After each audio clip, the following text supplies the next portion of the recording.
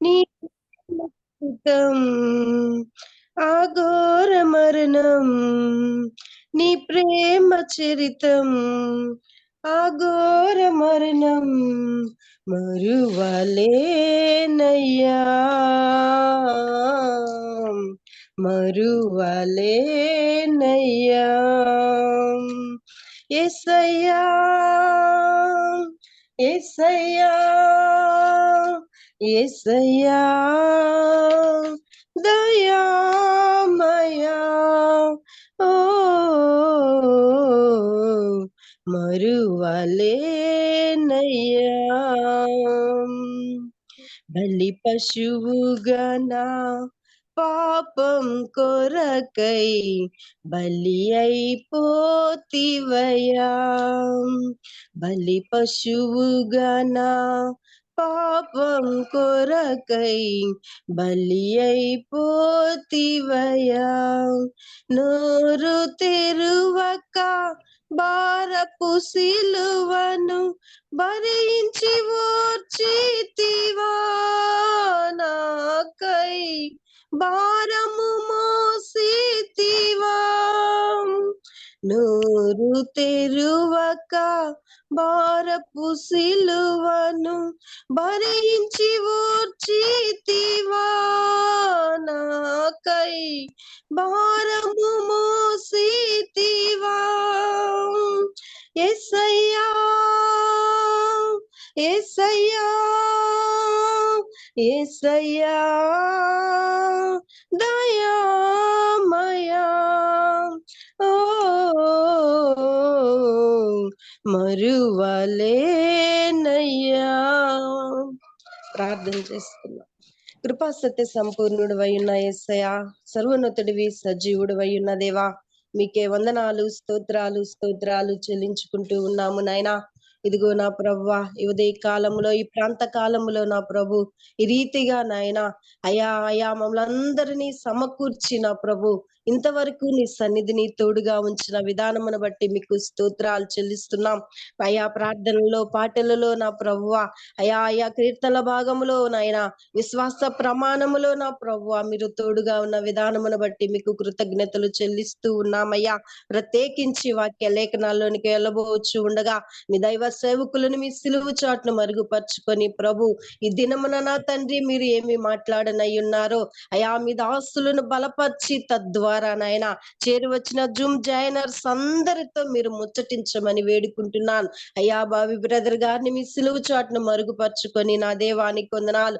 జకరియా గ్రంథ ధ్యానాలు జరుగుతూ ఉండగా నా ప్రభువ క్షుణ్ణముగా వివరముగా మాకు బోధిస్తూ ఉండగా నా తండ్రి అయ్యా వినగలిగిన చెవిని నాయన, గ్రహించగలిగిన మనస్సును నాయన, అర్థం చేసుకునే హృదయాన్ని మాకు దయచేయమని వేడుకుంటున్నానయ్యా. మీ దాసులు శ్రేష్టమైన విత్తనములు వెదచల్లుచు ఉన్నప్పుడయ్యా దున్నబడిన నేల వలె మా హృదయాలను సిద్ధము చేసుకొని నా ప్రభువ సంసిద్ధులముగా ఉండి నీ వాక్కు లేఖనాలను నాయన వినగలగడానికి నీ కృప చూపండయ్యా.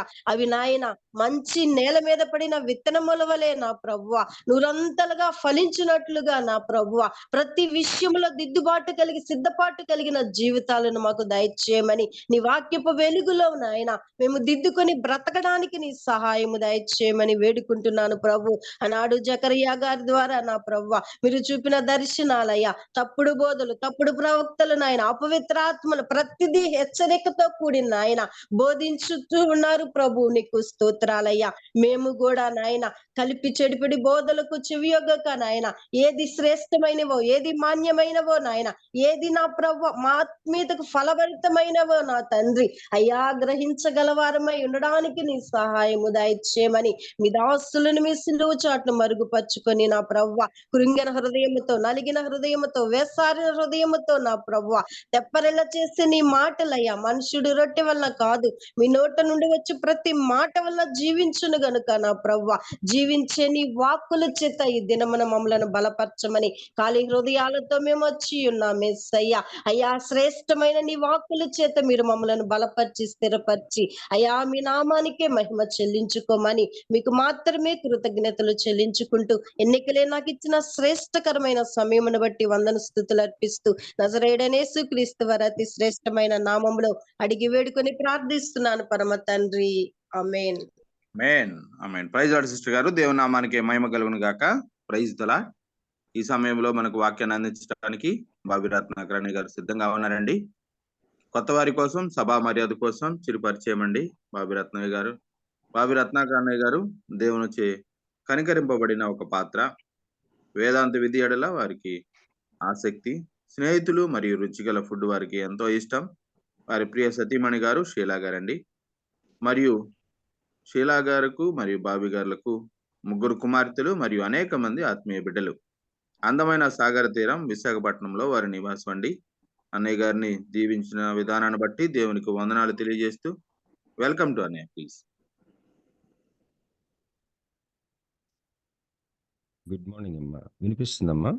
Very good morning. వినిపిస్తున్నాను. Okay, praise the Lord. Thank you doctor Swaroop గారు. మరి చేరువచ్చిన ప్రతి ఒక్కరికి పేరు పేరిన కృతజ్ఞతా వందనములు తెలియజేసుకొంచున్నానండి. మరి అందరూ బాగున్నారని తలుస్తున్నాను. Thank you so much for joining అండి. ఈరోజు యాక్చువల్గా మరి రూపా సుహాసిని గారు వాక్య పరిచర్య చేయాలి. మరి వారికి పని ఒత్తిడి ఎక్కువగా ఉండటం వల్ల నాకు అవకాశం ఇచ్చారు. సరే, నేను నిన్నటి నుంచి ఒకటే టెన్షన్ అనమాట, ఏం చెప్పాలి అని. సో దేవుని నా హృదయంలో ఉంచిన విషయాలు మీకు పంచుకోవాలని ఆశపడుతున్నాను.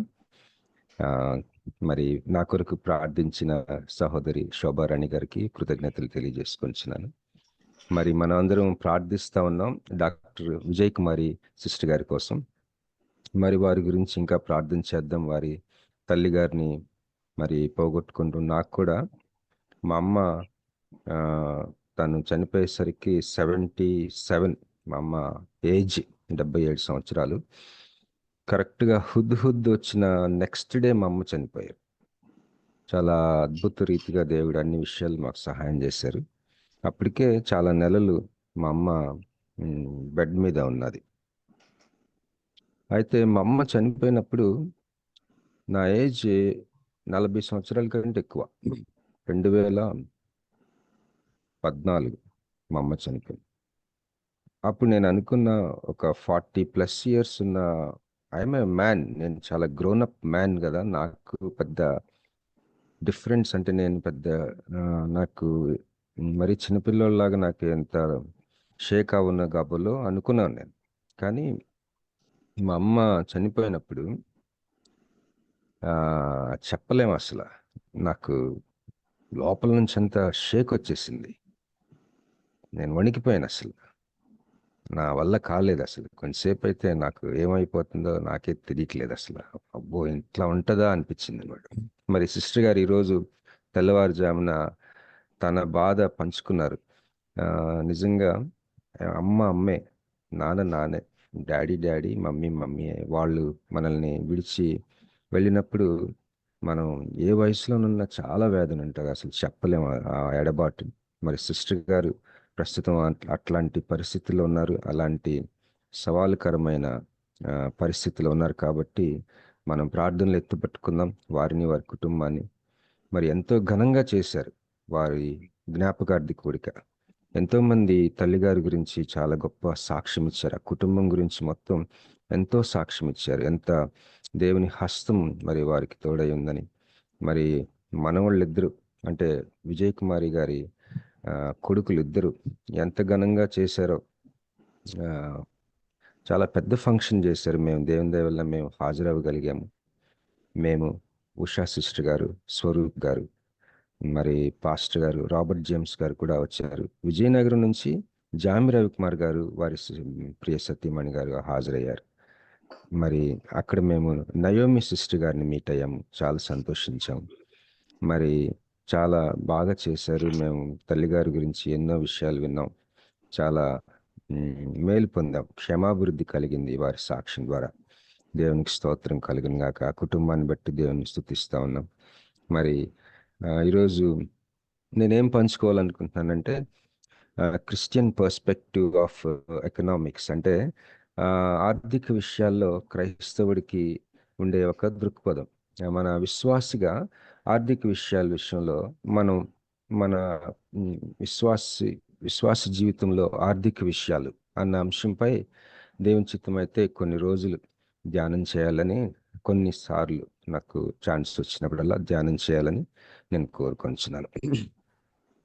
అయితే దానికంటే ముందు జకర్యా గ్రంథం క్లోజ్ చేసుకుందాం. జకర్యా గ్రంథము చాలా వారాలుగా మనం ధ్యానం చేస్తున్నాం.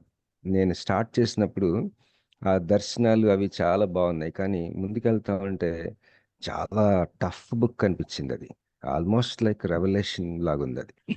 అయితే నా దగ్గర ఉన్న రిసోర్సెస్ అన్నిటినీ నేను స్టడీ చేసి దేవుని దయ వల్ల కొంత అవగాహన చేసుకున్నాను. దేవుని వాక్యాన్ని మనం బోధించేటప్పుడు దయచేసి ఒక విషయం మనం గుర్తుపెట్టుకోవాలని నేను వినయంగా మనవి చేస్తున్నాను. ఏంటంటే, దేవుని వాక్యము కాంటెక్స్ట్లోనే మనం అర్థం చేసుకోవాలి.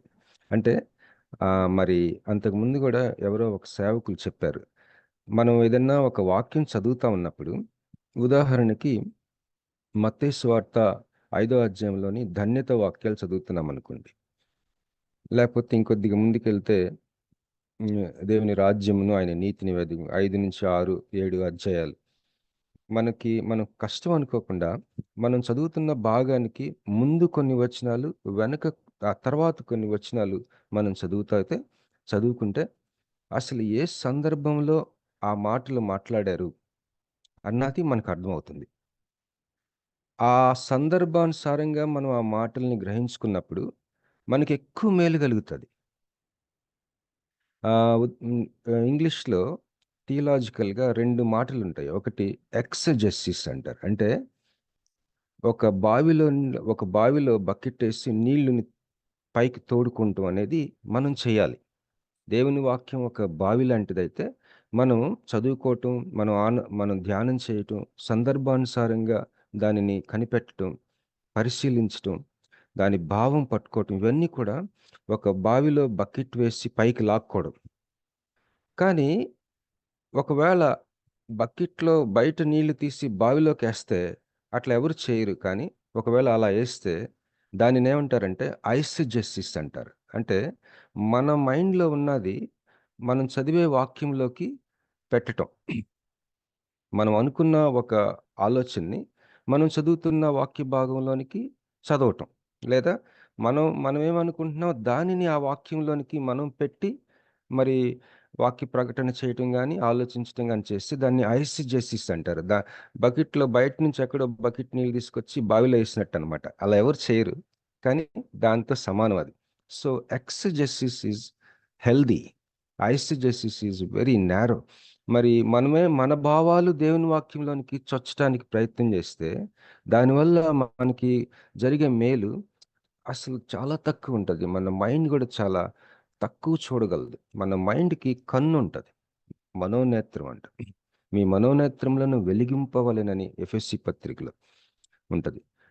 ప్రార్థన చేస్తాడు పౌలు ఎఫెసీ సంఘాన్ని గురించి. మీ మనోనేత్రములు వెలిగింపబడవలెనని అని ప్రార్థన చేస్తాడు. అయితే మరి ఇంకొక నియమం ఉంది దేవుని వాక్యానికి. ఏంటంటే అది దేవుని వాక్యాన్ని గురించి మనకి బోధించేది దేవుని వాక్యమే మళ్ళీ. ఉదాహరణకి మనం ఒక భాగం చదువుతా ఉన్నప్పుడు దాని గురించి మనకి అర్థం కావాలంటే బైబిల్‌లో మరొక భాగం ద్వారానే మాత్రమే అర్థం అవుతది. ఇంగ్లీష్‌లో ఏమంటారంటే దీన్ని scripture interprets itself. Scripture interprets itself. లేఖనాలు దాన్నే మనకు అర్థమయ్యేటట్టు చేస్తాయి. లేఖనాలు మనకి ఎలా అర్థమవుతాయంటే మరొక లేఖనం ద్వారా మనకు అర్థమవుతాయి. అంతేగాని మరొకటేమి పనిచేయదు ఇక్కడ. Scripture interprets itself. వాక్యము దాన్నదే మనకి భావ ప్రకటన చేస్తా ఉంటది. దేవునికి స్తోత్రం కలుగునుగా. ఈ 2 నియమాలు మన జీవితంలో మర్చిపోకూడదు. ఒకటి, దేవుని వాక్యంలో ఏంటైతే నిజంగా ఆ గ్రంథకర్త ఏ భావాన్నైతే అక్కడ చెప్తున్నాడో ఆ సందర్భానుసారంగా దానిని పట్టుకోవడం మొదటి నియమం. రెండోది, దేవుని వాక్యం ఆ భావ ప్రకటన దేవుని వాక్యమే చేస్తది మనకి. ఈ 2 నియమాలు ఎందుకు చెప్తున్నానంటే, చాలామంది ఈ రోజుల్లో చాలా సేవకులు, చాలామంది వాక్యం చెప్తా ఉన్నవాళ్ళు, వాళ్ళు అనుకుంటారు కొన్ని చెప్పాలని వినేవారికి. దానికోసం బైబిల్ వచనాలను వాడుకుంటారు. నిజానికి ఆ బైబిల్ వచనాల్లో అసలు ఏం చెప్తున్నాడు ఆ గ్రంథకర్త పరిశుద్ధాత్మ దేవుడు? బైబిల్ డ్యూయల్ రైటర్స్ అంటే ఇద్దరు కలిసి రాశారు. పరిశుద్ధాత్ముడే, కానీ దేవుడు మనుషుల్ని వాడుకున్నాడు. ఉదాహరణకి ఎవరైనా అపోస్తల కార్యాలు ఎవరు రాశారు చెప్పగలరండి? మీరు మెలకుగా ఉన్నారో లేదో చూద్దాం. అపోస్తల కార్యాలు లూకా గారు. లూకా గారు గుడ్ మార్నింగ్ అన్న మురళి అన్న. Thank you. లూకా గారు మరి పరిశుద్ధాత్మ దేవుడు లూకా గారు కలిసి రాశారు, లేదా పరిశుద్ధాత్మ పూర్ణుడై చాలా హెవీ అనాయింటింగ్లో రాశారు వాళ్ళు. లూకా రాస్తున్నప్పుడు ఆయన ఒక భావంతో రాస్తాడు. తప్పిపోయిన కుమారుడి కథ 15 అధ్యాయం, లూకా 15 అధ్యాయం. అది రాస్తున్నప్పుడు దేవుడికి ఒక భావం ఉంటుంది, అది చక్కగా చదువుతాం. ఎక్కువ పెద్ద చిత్రం మనకు అర్థం అవుతుంది నిజంగా సందర్భానుసారంగా చదివితే. మనకి ఏం కావాలో అది దాంట్లో పెడతా ఉంటే దానివల్ల మనకు అయ్యే క్షేమాభివృద్ధి చాలా తక్కువ ఉంటుంది. అందువలన మనం ఒకలాగా ఆరోగ్యకరమైన ఎదుగుదల లేకపోవటానికి కారణం ఇదే. దేవుని వాక్యము సరిగా విభజించకపోవటం, దేవుని వాక్యము సరిగ్గా ఆ సందర్భానుసారంగా కాంటెక్స్ట్ ఏంటి అన్నది, ఆ సందర్భం ఏంటనేది విస్మరించటం, మనం ఏంటైతే చెప్పాలనుకుంటున్నామో దానిని ఆ యొక్క వాక్యం భాగంలోనికి పెట్టి చెప్పటం, అది చాలా చాలా పొరపాటు. కనుక దయచేసి సవినయంగా మనవి చేస్తున్నాను. దీని గురించి దేవుని చిత్తం అయితే మరొకసారి కొంత మంచి పాయింట్స్ నేను దేవుని చిత్తం అయితే షేర్ చేసుకుంటాను. హెర్మెన్యూటిక్స్ అంటారు, the science and art of understanding God's word. దేవుని యొక్క వాక్యాన్ని అర్థం చేసుకోవటం అదొక కళట, అదొక సైన్స్ కూడా అట. మరి దీనిని కొన్ని నియమాలు ఉన్నాయి, వాటిని మనం పట్టుకుంటే చక్కగా. ఏం లేదండి, కష్టపడాలి. దేవుని వాక్యం గురించిన ధ్యానం విషయంలో ఒక కూలి పనివాడు ఎలా కష్టపడతాడో అలా కష్టపడాలి. గంటలు గంటలు కష్టపడాలి. అప్పుడే ఎక్సజెసిస్ వస్తుంది. అంటే దాంట్లో నుంచి భావం, బావిలో నుంచి నీళ్ళు, లోతైన బావిలో నుంచి నీళ్ళు చేదుకున్నట్టు బయటకు వస్తుంది. అప్పుడు మన మనోనేత్రములు వెలిగించబడతాయి. దేవునికి స్తోత్రం కలుగును గాక. మరి జకర్యా గ్రంథం 13వ అధ్యాయం మనం కొన్ని వచనాలు చూసుకుందాం. ఈరోజు నేను క్లోజ్ చేస్తాను, ఎందుకంటే కొన్ని విషయాలు, మిగతా విషయాలు మాట్లాడుకుందాం. 14వ అధ్యాయంలో మెయిన్గా ఒకే ఒక పాయింట్ ఏంటంటే, యేసు ప్రభువు వారు రెండవ రాకడ వచ్చిన తర్వాత, మరి మీలో చాలా మందికి తెలిసి ఉంటుంది, ఈ యొక్క భూమి మీద దేవుడు యేసు ప్రభువు వారు 1000 ఏండ్ల పరిపాలన చేస్తాడని వాక్యం సెలవిస్తుంది మనకి. మరి జకర్యా క్రీస్తు పూర్వం 500 సంవత్సరాల క్రితమే ఒక టెలిస్కోప్లో చూసినట్టు యేసు ప్రభువు వారి మొదటి రాకడిని గురించి ఆ యొక్క తన సమకాలికులకి ప్రకటన చేశాడు, ప్రవచించాడు. యేసు ప్రభువు వారి క్రిస్మస్ని ప్రకటించాడు. యేసు ప్రభువు వారి రెండో రాకడి గురించి చెప్తా ఉన్నాడు. రెండో రాకడ తర్వాత 1000 ఏండ్ల పరిపాలన గురించి కూడా వాళ్ళకి చెప్తున్నాడు. ఎప్పుడైనా ఆ రోజు నేను చదువుకుంటున్నప్పుడు నేను విన్నాను, మిలేనియం అంటారు దీన్ని. మిలేనియం అంటే 1000 ఏండ్ల పరిపాలన. అంటే మనం దేని కొరకు ఎదురు చూస్తూ ఉన్నామంటే, మన విశ్వాసం జీవితంలో యేసు ప్రభువు వారి రెండో రాకడ కోసం చూస్తూ ఉన్నాం. యేసు ప్రభువు వారి రెండో రాకడ వచ్చిన తర్వాత మరి శ్రమల కాలం అనేది ఒక 7 సంవత్సరాలు ఉంటుందని, మనం యేసు ప్రభువు వారి రెండో రాకడలో మనం మధ్యాకాశానికి ఎత్తబడతాం. ఆ తర్వాత శ్రమలు ఉంటాయని 7 సంవత్సరాలు. ఆ తర్వాత ఈ భూలోకము, ప్రస్తుతం ఉన్న ఈ భూమి ఆకాశం గతించిపోయి క్రొత్త భూమి క్రొత్త ఆకాశం ఏర్పడి ఆ క్రొత్త భూమి మీద 1000 ఏండ్ల పరిపాలన యేసయ్య చేస్తాడని వాక్యం సెలవిస్తుంది. దీనిని నిజంగా మనం విజువలైజ్ చేసుకుంటే, మనసులో దీనిని ఒకసారి ఊహించుకుంటే మన విశ్వాస జీవితంలో నూతన బలం పొందుకుంటాం. ఇలాంటి అనుభవం అనుభవించాలని జకర్యా ఆ యొక్క సమకాలికులు, బబులోని చెర నుంచి వచ్చిన ఆ విశ్వాసులకి, ఆ ఇశ్రాయేలీలకి ఎప్పుడెప్పుడో సుదీర్ఘ యాత్రలో జరిగే ఆ యొక్క దూరం నుంచి చూపిస్తున్నాడు. దూరం నుంచి చూడటం చాలా అవసరమని మనం హెబ్రీ పత్రిక 11వ అధ్యాయం చూసాం. అబ్రహాం కూడా దూరం నుంచి చూసి దేవుణ్ణి ఆరాధించాడట. ఆ యొక్క ప్రాఫెటిక్ విజన్, ఆ యొక్క ఒక ప్రవక్తకుండే ఒక దృష్టి. మోషే అంటాడు కదా, ఐ విష్ ఎవ్రీబడి ప్రొఫెసై, ప్రతి ఒక్కరు ప్రవచించాలని నేను కలగంటున్నాను అంటాడు. యోవేలు దాన్ని ప్రకటిస్తాడు. అంత్య దినములందు సర్వ శరీరం మీద నా ఆత్మని కుమ్మరిస్తాను. మీ యవ్వనస్తులు కలలు కంటారు, మీ యవ్వనస్తులు దర్శనములు చూస్తారు, మీ వృద్ధులు కలలు కంటారు. సర్వెంట్స్ కూడా, చిన్న చిన్న పనులు చేసుకునే వాళ్ళు కూడా స్పిరిట్ ఫీల్డ్గా ఉంటారు. Everybody will prophesy. దీనినే అపొస్తలుల కార్యాలు 2వ అధ్యాయంలో పేతురు దీనిని ప్రస్తావిస్తాడు. అలాంటి దృష్టి మీరు కలిగి ఉండాలని జకర్యా మరి రాస్తూ ఆ యొక్క ఇశ్రాయేలీని క్షమాభివృద్ధి కలుగజేశాడు. మనం ఎప్పుడైనా ఒకసారి మీరు టైం ఉంటే ఒకసారి ఊహించుకోండి. మనం రెండో రాకడ ఊహించుకొని ఉంటాం. అమ్మో, ఈ యొక్క ఆకాశంలో బోర్లు ఊతారు దూతలని. ఎప్పుడైనా పెద్ద పెద్ద శబ్దాలు వస్తే నాకు కూడా భయం వస్తుంది. బాబాయ్ ఏదో బోర్ ఊతున్నాడేమో దేవదూతని. మరి చంద్రుడు రెడ్గా మారిపోతుంది. అప్పుడప్పుడు ఆల్మోస్ట్ రెడ్గా కనిపిస్తున్నాడు ఈ మధ్య, ఆరెంజ్ కలర్లో. అమ్మో, ఇదేనా జరుగుతుందని. ఇలా ఆకాశంలో గొప్ప సూచనలు జరుగుతాయని మనం మహావేంద్రంతో అది గతించిపోద్దని ఇలాంటివన్నీ మనం ఊహించుకుంటాం. కానీ 1000 ఏండ్ల పరిపాలనలో నీవు నేను ఉంటాం. ఆ జీవితాన్ని 1000 ఏండ్లు ఆ జీవితాన్ని ఊహించుకోగలిగితే గొప్ప క్షమాభివృద్ధి, గొప్ప మేలు మన విశ్వాస జీవితంలో కలుగుతుంది. కనుక మీరు ఒకసారి ఊహించుకోవాలని మిమ్మల్ని ప్రోత్సహిస్తున్నాను. ఎందుకంటే ఇది మనల్ని సిగ్గుపరచదు, ఇది సత్యం. దేవునికి స్తోత్రం కలుగును గాక. మరి ఇప్పుడు సమయం ఎంత అయింది? 5:44 అయింది కదండి. జకర్యా గ్రంథం దేవుని మహాకృపను బట్టి మనం ముగించుకుందామండి. ఇప్పుడు నేను ఒక వాక్య భాగం చదువుతానండి. దానికి ముందు ఒక్క నిమిషం అండి. జాన్సన్ నిన్న వైజాగ్ వచ్చాడు, కానీ మమ్మల్ని కలవకుండా వెళ్ళిపోయాడు. పాస్పోర్ట్ పని మీద వచ్చాడట. అంటే టైం సరిపోలేదు, మళ్ళీ రేపు వస్తానన్నాడు. జాన్సన్ కోసం ప్రార్థన చేయాలని, తన తల మీద చేతులుంచి ప్రార్థన చేయాలని నేను ఆశపడుతున్నాను. అయితే జాన్సన్ గురించి నేను అనౌన్స్మెంట్ చేసినప్పుడు మీలో ఎంతో దాతృత్వంతో మీరు సహాయం చేశారని చెప్పారు జాన్సన్. మీ అందరికీ మనస్ఫూర్తిగా కృతజ్ఞతలు తెలియజేసుకుంటున్నాను. మరి ప్రతి నెల కొంతైనా మనం సహాయం చేయగలిగితే బాగుంటుందని నేను అనుకుంటున్నాను. దీనికోసం కూడా ప్రార్థన చేద్దాం. దేవునికి స్తోత్రం కలుగును గాక. మరి ఈరోజు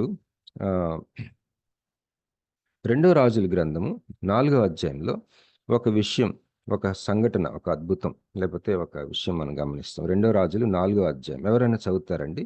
మొదటి 7 వచనాలు. 2వ రాజులు 4 మొదటి 7 వచనాలు.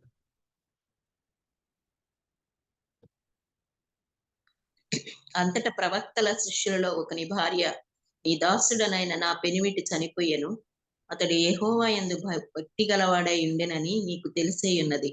ఇప్పుడు అప్పులవాడు నా 2 కుమారులు తనకు దాసులుగా ఉండుటకై వారిని పట్టుకొని పోవుటకు వచ్చి ఉన్నాడని ఎలీషాకు మొర్రపెట్టగా, ఎలీషా, నా వలన నీకేమి కావలెను? నీ ఇంటిలో ఏమి ఉన్నదో అది నాకు తెలియచెప్పుమనెను. అందుకామె, నీ దాసురాలునైనా నా ఇంటిలో నూనె కుండ ఒకటి ఉన్నది, అది తప్ప మరేమీయూ లేదనెను. అతడు, నీవు బయటకు పోయి నీ ఇరుగు పొరుగు వారందరి యొద్ద దొరకగలిగిన నట్టి పాత్రలన్నిటినీ ఎరువు పుచ్చుకొనుము. అప్పుడు నీవు నీ ఇంటిలోనికి వచ్చి నీవును నీ కుమారులను లోపల నుండి తలుపు మూసి ఆ పాత్రలన్నిటిలో నూనె పోసి నిండినవి ఒక తట్టున ఉంచుమని ఆమెతో సెలవీయగా, ఆమె అతని యొద్ద నుండి పోయి తానును కుమారులను లోపల నుండి తలుపు మూసి కుమారులు తెచ్చిన పాత్రలలో నూనె పోసెను. పాత్రలన్నీ నిండిన తరువాత ఇంకా పాత్రలు తెమ్మని ఆమె తన కుమారులతో చెప్పగా, వాడు మరేమీయూ లేవని చెప్పెను. అంతలో నూనె నిలిచిపోయెను. ఆమె దైవజనుడైన అతని యొద్దకు వచ్చి సంగతి తెలియచెప్పగా, అతడు, నీవు పోయి ఆ నూనెను అమ్మి నీ అప్పు తీర్చి మిగిలిన వానితో నీవును నీ పిల్లలను బ్రతుకుడని ఆమెతో చెప్పెను. ఆమేన్. Thank you aunty. చదివిన ఆంటీ గారు ఇందుబాల ఆంటీ గారు విశాఖపట్నం నుంచి. Thank you aunty. మరి ఈ యొక్క వాక్య భాగం మీలో చాలా మందికి సుపరిచితమైనదని నేను నమ్ముతున్నాను. ఇక్కడ ఎలీషా యొక్క శిష్యుల్లో అంటే ఏలియా, Elisha. Elisha next person, next ప్రవక్త. 2వ రాజుల గ్రంథంలో మనం అక్కడ మరి ఆ సమయాలను మనం చూసినట్లయితే ఇశ్రాయేలీలు దేవుని విషయంలో మరి ఎంతో దూరం అయిపోయి ఉన్నారు. అపాస్టేట్ అంటారు. వాళ్ళకి దేవుని వదిలేశారు. ఆ ప్రజలు భయంకరమైన ఆ యొక్క కాన్సిక్వెన్సెస్ని అనుభవిస్తూ ఉన్నారు. ఆ పర్యవసానాలు అనుభవిస్తున్నారు. దేవుణ్ణి విడిచిపెట్టినందుకు గాను వారు ఎంతో భయంకరమైన పరిస్థితులు అనుభవిస్తూ ఉన్నారు. అలాంటి సమయంలో ఒక స్వరం, ఒక ప్రవక్త లేచాడు. మరి ఎలీషా. ఈ ఎలీషా ఏలియా యొక్క శిష్యుడు.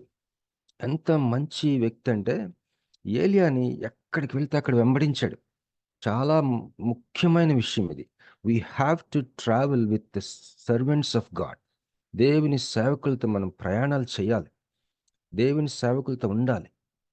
మరి విమలారెడ్డమ్మ గారు మన హోమ్ దర్శించారు. మొన్న వచ్చారు ఈ మధ్య 2-3 days బ్యాక్. మా హోమ్ పిల్లలు ఉదయాన్నే సిస్టర్ గారు అన్నారు, బాబీ గారు మీరు మార్నింగ్ లేవగలిగితే నేను 7:30కి వస్తానన్నారు. మేము లెగుస్తాం సిస్టర్, తప్పకుండా మరి మీకోసం వెయిట్ చేస్తాం రండి అని అంటే 7:25 కల్లా వచ్చేసారు. సిస్టర్ మీరు ముందే వచ్చేసారే అని అంటే, హగ్గాయిలో నేను అదే నేర్చుకున్నాను బాబు, సమయానికి రాలేకపోతే ముందు రమ్మని చెప్తారు అక్కడ. ఈ లోపల మా పిల్లలందరూ చక్కటి డ్రెస్సులు వేసుకొని చక్కగా కూర్చున్నారు. సిస్టర్ గారు ఎంతో ముగ్ధులైపోయారు హోమ్ పిల్లలను చూసి. అయితే నేను సిస్టర్ గారు ఏం చేశారంటే కొంతసేపు వాక్యం చెప్పారు పిల్లలకి ఆ మార్నింగ్ టైంలో. పిల్లల్ని గమనిస్తున్నాను నేను. సిస్టర్ గారు వాకింగ్ చెప్తున్నారు. పిల్లలు అలా చూస్తున్నారు ఆవిని, కన్నార్పకుండా చూస్తున్నారు. సిస్టర్ గారు ఎంత చక్కగా ఆరోగ్యంగా ఉంటారు. మేము 3వ అంతస్తులో ఉంటాము సిస్టర్ గారు. మరి మీరు మెట్లు కానీ ఎక్కలేకపోతే ఫస్ట్ ఫ్లోర్లో గీతక్క వాళ్ళ ఇంట్లో అరేంజ్ చేస్తామనంటే, don't worry I'm a good climber అని పెట్టారు మెసేజ్. ఏంటంట, వాళ్ళ అబ్బాయి గారు, వాళ్ళ కుమారుడు ఒక మెట్లు లాంటిది ఒక ఎక్సర్సైజ్ తీసుకొచ్చారంట. అమ్మ నీకు మోకాలు నొప్పులు కదా, దీంతో మెట్లు ఎక్కితే నీకు పోతాయి ఆ నొప్పులు, అప్పుడు ఇంకా దేవుని సేవ బాగా చేయొచ్చని కాస్త ఊరించాడంట. దేవుని సేవ బాగా చేయొచ్చు అనగానే ఆమెకి ఇంట్రెస్ట్ వచ్చింది. సో రోజుకి 75 మెట్లు ఎక్కుతారంట, అంటే ఆ ఎక్సర్సైజ్ దాని మీద. అప్పటి నుంచి నా మోకాళ్ళ నొప్పులు పోయినాయి బాబు, చాలా బాగుంది నా మోకాళ్ళు ఇప్పుడు అని చెప్పి ఎంత యాక్టివ్గా ఉన్నారు మరి ఆ ఏజ్లో. ఆ సిస్టర్ గారిని నాకు కూడా అలా చూడాలనిపించింది. ఆవిడ ఆ ఏజ్లో ఎంత దేవుని సేవ చేస్తున్నారు, ఎంత విస్తృతంగా ప్రయాణాలు చేస్తున్నారు, మరి ఎంతో ఎంతో చేస్తున్నారు దేవుడి కొరకు. నేను ఎందుకు చెప్తున్నానంటే దేవుని సేవకులను మనం చూస్తే చాలు, వాళ్ళతో ఉంటే చాలు. ఈ ఎలీషా ఏలియాతో ఉండాలని, ఏలియా ఎన్నోసార్లు నువ్వు ఇక ఉండిపో, నువ్వు ఇంక రావద్దని చెప్తాడు, అయినా దయతో నన్ను రానిమ్మంటాడు. అయితే ఏలియా, నేను నీకేమి ఇవ్వాలని నువ్వు అనుకుంటున్నావు, కోరుకుంటున్నావు అంటే, నీ మీద ఉన్న అభిషేకము నాకు 2 కావాలంటాడు. ఆ ఆశ చూడండి ఎలీషాలో, అది చాలా ఆశ్చర్యమైన ఆశ. అలాంటి ఆశ మనం కూడా కలిగి ఉండాలని. ఇంకొకటి, ఆయన 2 అడుగుతున్నాడు కదా, మనం ఏం చేద్దామంటే 7 అడుగుదాం. హోలీ స్పిరిట్లోనే ఉంది అంత రహస్యం. 7 అభిషేకం నాకు దయచేయమని అడుగుతాం. దేవునికి అసాధ్యమైనది ఏం లేదు కదా. అయితే ఏలియా అంటాడు, నువ్వు అడుగుతుంది అసలు సాధ్యమో కాదో నాకైతే తెలియదు, ఇలాంటి ఆశ నేను ఎప్పుడు చూడలేదు. ఒకవేళ నేను పరలోకానికి ఎత్తబట్టు నువ్వు చూస్తే అది నీకు జరుగుతుంది అంటే. మరి అది ఎందుకు అన్నాడు, ఇతను చూస్తాడు అగ్ని రథాలు కొనిపోవటం, మరి ఆ యొక్క దుప్పటి, అతని మీద ఉన్న దుప్పటి కింద పడుతుంది, అండ్ మ్యాంటిల్ అంటారు, అది చూశాడు. ఈయన మీదకి అక్కడి నుంచి ఆ అనాయింటింగ్ ఇతని జీవితంలో పనిచేయడం మొదలుపెట్టింది. ఆ ఎలీషా యొక్క శిష్యుల్లో ఒక శిష్యుడు చనిపోతాడు. అతని భార్య విధవరాలు. ఆ చనిపోయిన ఆ యొక్క, అంటే ఆ రోజుల్లో ప్రవక్తల్ని ట్రైనింగ్ ఇచ్చేవారు వాళ్ళు. ప్రవక్తల స్కూల్ ఆఫ్ ప్రాఫిట్స్ అన్నమాట, శిష్యులు. ఒక ప్రాఫిట్ చనిపోతాడు, ఎలా చనిపోతాడంటే మరి ఆర్థికంగా బాగా ఇబ్బందులు పాలయ్యి అప్పులతో చనిపోతాడు. అయితే ఆ విధవరాలు ఏం చేస్తుంది? చాలా జాగ్రత్తగా గమనించండి. ఒక మాట అంటది, అంతటా ప్రవక్తల శిష్యుల్లో ఒకని భార్య, నీ దాసుడైన నా పెనిమిటి చనిపోయాను, అతడు యెహోవాయందు భక్తి గలవాడై ఉండెనని నీకు తెలిసే ఉన్నది. యెహోవాయందు భక్తి గలవాడై ఉండని నీకు తెలిసే ఉన్నది. అంటే ఆ చనిపోయిన ఆ ప్రవక్త, ఆ చనిపోయిన ఆ శిష్యుడు భక్తి కలిగిన వాడన్న సంగతి మనం గమనించాలి. Pious man. భక్తి కలిగిన వాళ్ళు అప్పులు చేయొచ్చా? చేయకూడదు కదా. కానీ ఆ పరిస్థితులు ఎలా వచ్చినాయి అంటే, వాళ్ళు దాక్కోవడం, ప్రాణరక్షణ కోసం పరిగెట్టడం, ఆ బయలు దేవతని పూజిస్తూ ఉన్నారు ఇశ్రాయేలీలు. ఆ యొక్క ఆ రాణి గారు చంపాలని చూడటం, బీభత్సమైన సంఘటనలో మరి ఎప్పుడు మరి ఏ విధమైన అప్పులు పాలైపోయాడు. దేవుని సేవకులు ఇతర వ్యాపారస్తుల్లాగా మంచి ఆదాయం ఉండదు వాళ్ళకి. ఉద్యోగస్తుల్లాగా నికరంగా ప్రతి నెల ఆదాయం ఉండదు. ఆ సేవకి ఎంత అంటే అంతే, చాలా తక్కువ, చాలినంత ఉంటుంది. బయటికి మాత్రం గంభీరంగా కనిపిస్తాం. మమ్మల్ని చూసిన వాళ్ళందరూ మాకు ఫారిన్ ఫండ్స్ ఉన్నాయని అనుకుంటూ ఉంటారు. ఫారిన్ ఫండ్స్ ఉన్నాయని అనుకునేవాళ్ళు చాలామంది. కానీ మాకు తెలుసు మా మా మా పరిస్థితి. మరి విశ్వాసం మీద మనం ఎప్పుడైతే ఆధారపడి దేవుని సేవ చేస్తామో, అది అన్నిటన్నిటికీ మనం నిలిచి ఉంటాం. మనం కాదు, ఆ పరిస్థితి. ఎందుకంటే మాకు ఎఫ్సిఆర్ఏ అంటే ఫారిన్ ఫండ్స్ వచ్చే ఆ యొక్క ప్రభుత్వ అనుమతి మా సంస్థకు ఉన్నది. కానీ మేము ఎప్పుడు దాని మీద కాన్సన్ట్రేట్ చేయలేదు.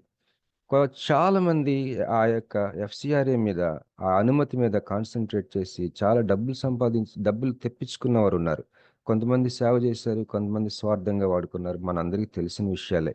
కానీ వాళ్ళందరూ ఇరుకున పడ్డారు. ఇప్పుడు బీజేపీ ప్రభుత్వం రాగానే దాదాపు 20,000 ఎఫ్సిఆర్ఏలు క్యాన్సిల్ చేశారు వీళ్ళు వచ్చిన తర్వాత. చాలామంది విశాఖపట్నంలో చాలామంది నాకు చెప్పి బాధపడ్డారు. అసలు మాకు ఎఫ్సిఆర్ఏ ఉన్నా ఒకటే, లేకపోయినా ఒకటే. దేవుడు చేయాలనుకుంటే ఏదన్నా చేయగలడు. దేవుడు మమ్మల్ని ఎంతగానో చక్కగా ప్రతి పూట పోషిస్తూ ఉన్నాడు. మా పిల్లలు, హోమ్లో పిల్లలు తింటున్న ఫుడ్ మా చిన్నప్పుడు కానీ మేము ఎప్పుడు అంత మంచి ఫుడ్ తినలేదని నేను సాక్ష్యం ఇవ్వగలను. ఒక్కొక్కసారి ఉదయం, మధ్యాహ్నం స్పెషల్ అయితే నైట్ కూడా స్పెషల్. ఫోన్లు చేస్తారనమాట ఎవరో తెలియనోళ్ళు. మా ఇంట్లో ఒక బర్త్డే అని, మా ఇంట్లో ఒక ఇదని.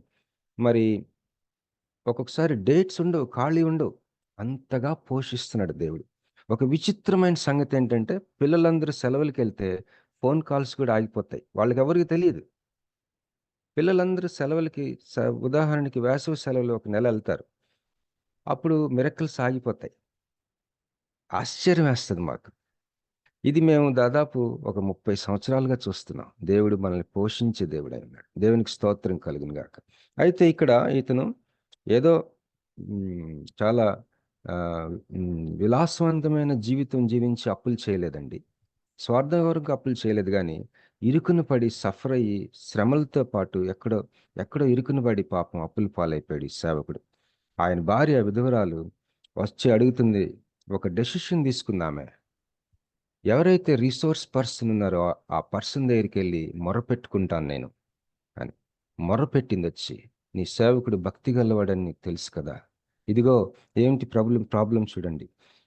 ఇప్పుడు అప్పులవాడు నా 2 కుమారులు తనకు దాసులుగా ఉండుటకే వారిని పట్టుకొని పోగొట్టుకు వచ్చి ఉన్నాడని ఎలీషాకు మొర్రపెట్టుగా, ఎలీషా, నా వల్ల నీకేమి కావాలను, నీ ఇంటిలో ఏమి ఉన్నదో అది నాకు తెలియచెప్పమని. దేవుడు ఎప్పుడైనా సరే మన దగ్గర ఏది ఉన్నదో అదే వాడుకుంటాడు అద్భుతం చేయడానికి. ఉదాహరణకి 5,000 మందికి ఆహారం పెట్టినప్పుడు ఆయన ఆ చిన్నవాని టిఫిన్ క్యారేజీలో 5 రొట్టెలు 2 చేపలు వాటిని వాడాడు. అవి లేకుండా కూడా చేయగలడు. కానీ చాలామంది ఏం చెప్తారంటే, దేవుడు ఇప్పటికే ఇచ్చినవి అవి ఆల్రెడీ అద్భుతాలట. మన చేతిలో ఉన్నవి అద్భుతాలై, అవి ఆ అద్భుతాలకి పైన అద్భుతాలు చేస్తాడట. ఉదాహరణకి ఒక గుడ్డివాడు వచ్చినప్పుడు మట్టి తీసి ఉమ్మి వేసి మట్టితో ఆ ఉమ్ముతో కాస్త మట్టితోటి ఆ కన్ను మీద పెడతాడు. తర్వాత ఆ సిరియా దేశపు రాజు వెళ్ళి ఆ నదిలో 7 సార్లు మునగమంటాడు. నదిలో మునగమంటాడు. నది కూడా మరి దేవుడు అనుగ్రహించిన సృష్టిలో ఉన్న సమస్తం ఇప్పటికే అద్భుతాలు. ఇప్పుడు చూడండి, ఈ స్త్రీ, ఈ విధవరాలు చాలా జాగ్రత్తగా ఆలోచించుకుంది. ఏమని? నీ ఇంట్లో ఏముందని అడుగుతున్నాడు సేవకుడు. ఇంట్లో ఏముందో కరెక్ట్గా చెప్తుంది చూడండి. నీ దగ్గర ఏముంది అంటున్నాడు. నీ ఇంటిలో ఏమి ఉన్నది? ఈరోజు ఇక్కడున్న 54 మందికి దేవుని ప్రశ్న, నీ ఇంటిలో ఏముంది? What is there in your house? ఆమె ఏం ఆన్సర్ ఇస్తుందో చూడండి. అందుకే ఆమె, నీ దాసురాలనైన నా ఇంటిలో నూనె కుండ ఒకటి ఉన్నది, అది తప్ప మరేమీ లేదు. నూనె కుండ అభిషేకానికి వాడే అనాయింటింగ్ ఆయిల్ అని కొంతమంది పండితులు అంటారు. కొంతమంది ఏమో వంట నూనె, ఆలివ్ ఆయిల్ అని అంటున్నారు. ఏది అయినా అది ఒక విలువైన ఒక ఆయిల్. అది దాన్ని నమ్మచ్చు. నేను అనుకుంటాను ఆమె చెప్పులు వేసుకొని వచ్చి ఉండొచ్చు. ఆమెకు చెప్పులు ఉన్నాయి. మరి మరొక జత ఉండి ఉండొచ్చు. అప్పుల పాలైపోయారు కదా, బట్టలు తక్కువ ఉండొచ్చు, కానీ జీరో కాదు. బట్టలు ఉండి ఉండొచ్చు, స్టవ్ ఉండి ఉండొచ్చు, ఒక మంచం ఉండి ఉండొచ్చు. మరి పిల్లలిద్దరు బాయ్స్, వాళ్ళకి బట్టలు ఉండి ఉండొచ్చు. మరి ఒక అద్దం ఉండి ఉండొచ్చు, దువ్వి నుండి ఉండొచ్చు, మరి చీపురు కట్టు ఉండి ఉండొచ్చు, లేకపోతే ఇంకొన్ని ఇంట్లో సామాన్లు ఉన్నాయి. కానీ ఆమె ఒకటి చెప్తుంది, నూనె కుండ ఉందయ్యా. ఆయన కూడా అడుగుతున్నాడు, ఏమున్నాయని నీ ఇంట్లో? నూనె కుండ ఉందని చెప్తుంది. అసలు ఆమె కొన్ని రోజులు ఆలోచించుకుంది. దేవుని సేవకుడి దగ్గరికి వెళ్ళాలి అని ఒక నిర్ణయం, తన ఇంట్లో ఏముంది అన్నది ఒక గ్రహింపు. ఈ రెండిటితో ఉంది ఆమె.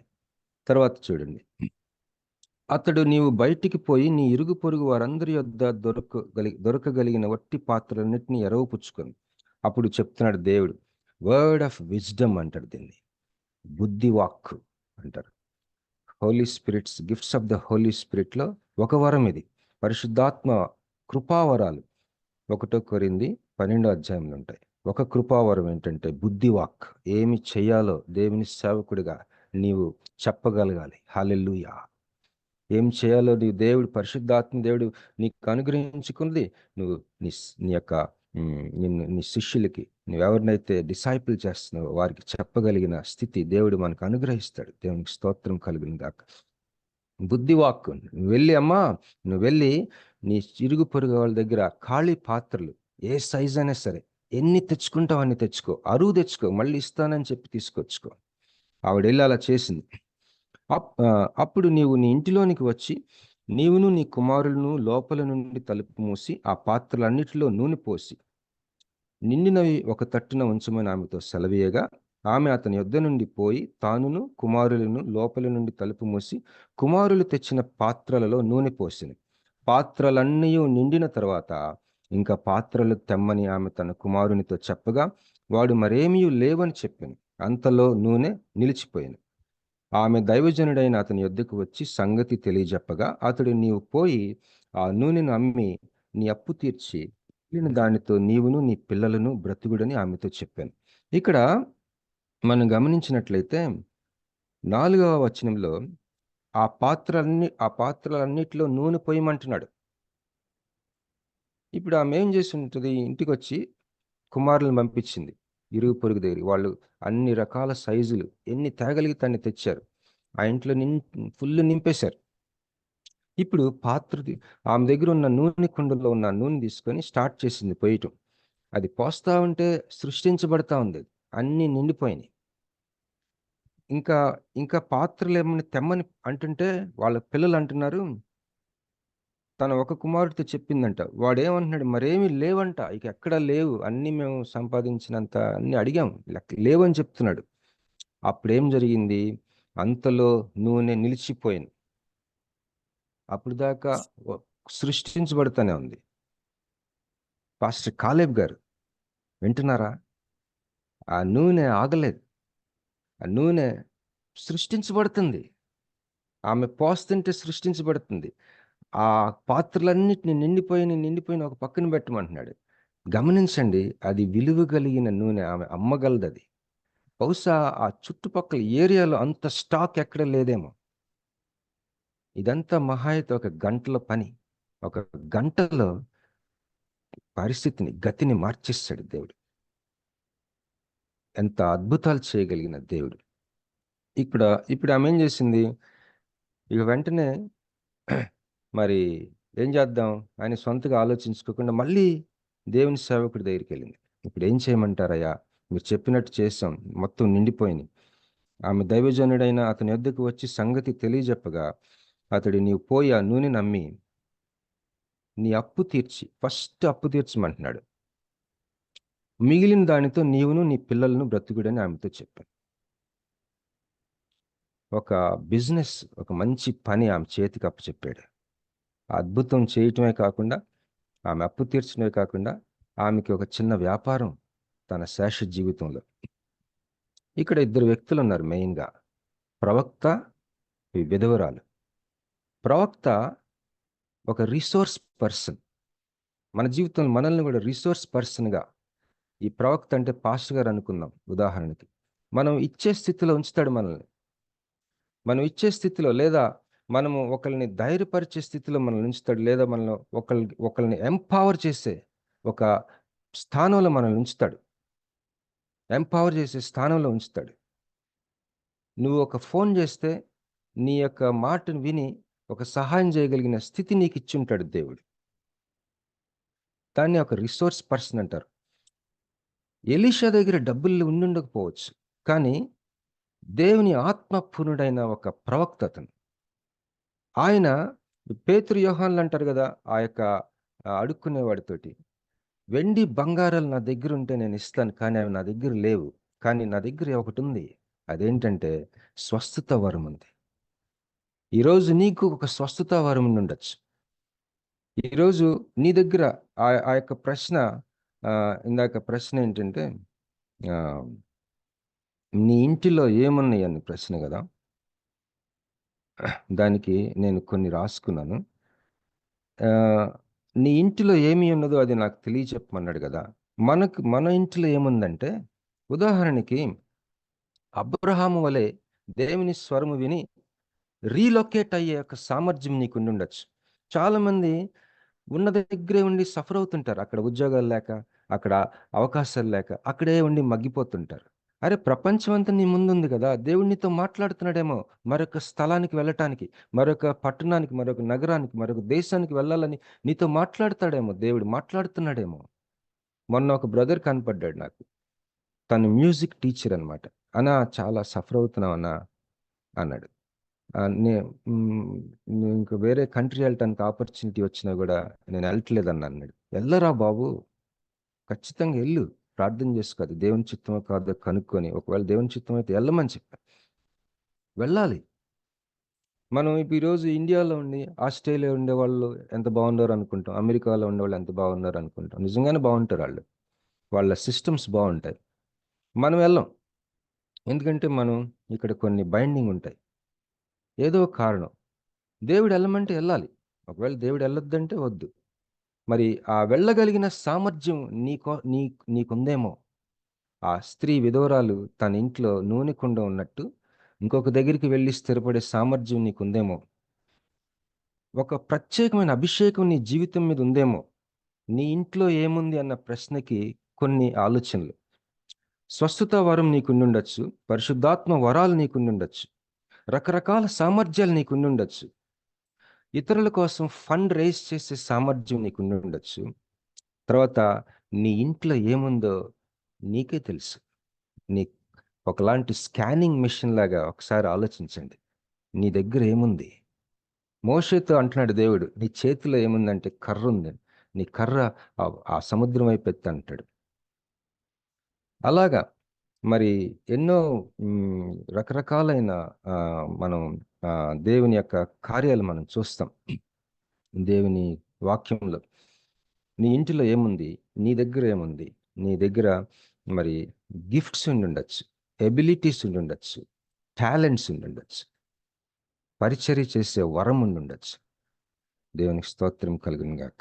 అది ఆగదు, నువ్వు ఆపేదాకా ఆగదు. ఇక నింపటానికి ఏం లేదు అని ఆ స్త్రీ గమనించిందాక అప్పుడు ఆ నూనె ఆగిపోయింది. దేవునికి స్తోత్రం కలుగును గాక. దేవుడు ఎంత ఆశ్చర్యకరుడో చూడండి. అయితే ఇక్కడ దేవుని విషయంలో రెండు విషయాలు. God is both able and he is willing to relieve all who call upon him. ఎవరైతే ఆయనకు మొరపెట్టుకుంటారో ఆ వ్యక్తిని విడిపించటానికి, గొప్ప రిలీఫ్ ఇవ్వటానికి దేవుడు సామర్థ్యం కలిగిన వాడు, దేవుడు సిద్ధ మనస్సు కలిగిన వాడు. ఒకసారి ఈ వాక్యం చదువుకుందాం. 2 కొరింథీ 9:8. అందరూ మెలకుగా ఉన్నారండి? ఒకవేళ మెలకుగా లేకపోయినా పర్వాలేదు, మెలకుగా ఉన్నట్టు మనం ఉండాలన్నమాట. మరి ఒక పాస్ట్ గారు చెప్తారు మీటింగ్లో, మీరు నిద్రపోయారు కానీ చిన్న చిరునవ్వుతో నిద్రపోమంటాడు ఆయన. కనుక మీరు ఎంతమంది నిద్రపోతున్నారు నాకైతే తెలియదు. అప్పుడప్పుడు నేను కూడా నిద్రలోకి వెళ్ళిపోతుంటాను మార్నింగ్, పనులు భారం.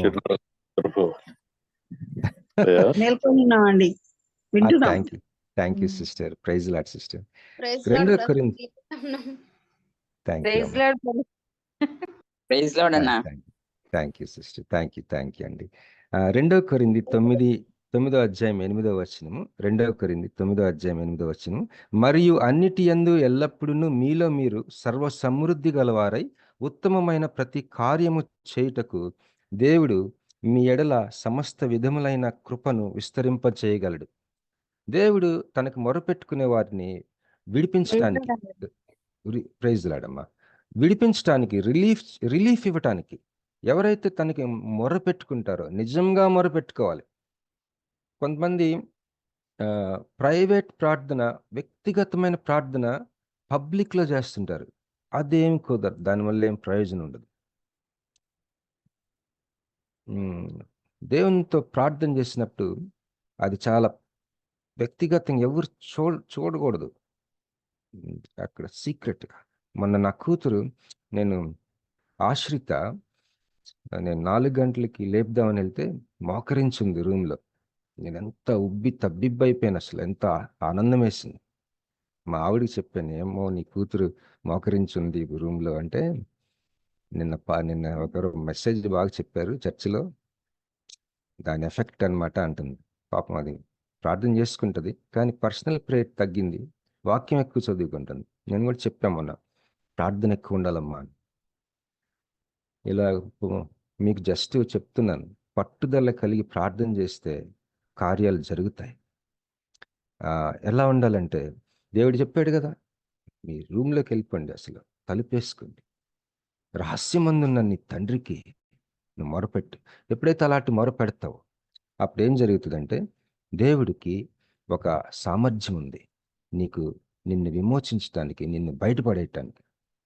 ఆర్థిక ఇబ్బందులు అవ్వచ్చు, పేదరికం అవ్వచ్చు, సమస్యలు అవ్వచ్చు, గడ్డు సమస్యలు అవ్వచ్చు, భయంకరమైన సమస్యలు అవ్వచ్చు, నీ ప్రార్థన పరిస్థితులు మార్చేస్తుంది.